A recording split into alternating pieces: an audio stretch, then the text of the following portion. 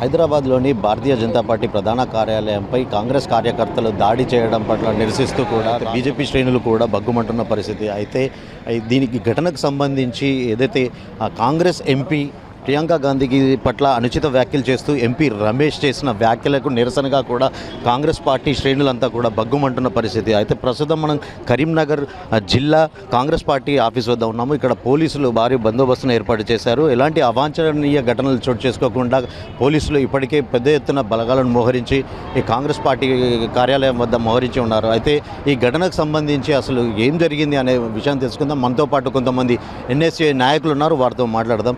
చెప్పండి, అంటే ఈ ఘటనకు సంబంధించి ఒక సాటి మహిళా ఎంపీ అని కూడా చూడకుండా ప్రియాంక గాంధీపై ఎంపీ రమేష్ చేసిన వ్యాఖ్యలు నిరసనగా కూడా మీ పార్టీ కార్యకర్తలు బీజేపీ ప్రధాన కార్యాలయంపై దాడులు చేస్తున్నారు. అంటే ఈ ఘటన ఇలా చూడవచ్చు. బిడ్డ, ఇవాళ మీరు బీజేపీ గుండాలరా, మీరు ఏదో డీసీసీ ఆఫీస్కి వచ్చి ముట్టడిస్తామని అన్నారు.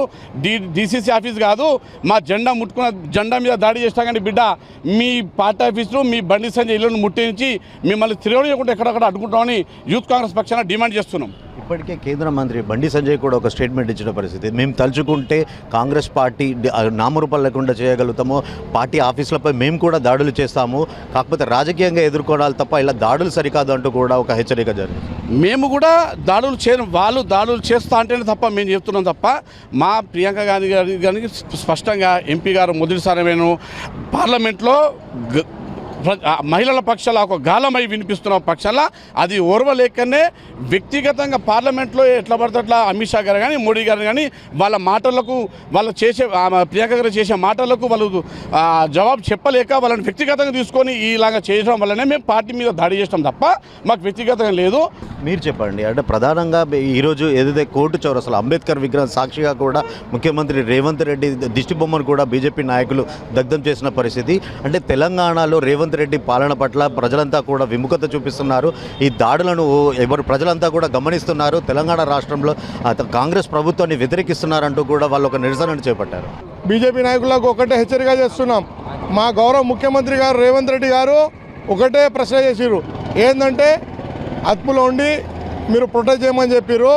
దానికోసం మేము యూత్ కాంగ్రెస్ కరీంనగర్ నుంచి ఒకటే చెప్తున్నాం, మేము కూడా ప్రశాంతంగా ఇక్కడ మా పార్టీ ఆఫీస్ మీద దాడి చేస్తారని మేము ఇక్కడ కూకున్నాం. మా పార్టీ కార్యకర్త కానీ ఎవరి జోలికైనా వస్తే మేము చూస్తే ఊరుకోం. మీరు చెప్పండి, దీనికి ఈ ఘటనకు సంబంధించి ఎలాంటి ముందుకెళ్ళబోతున్నారు?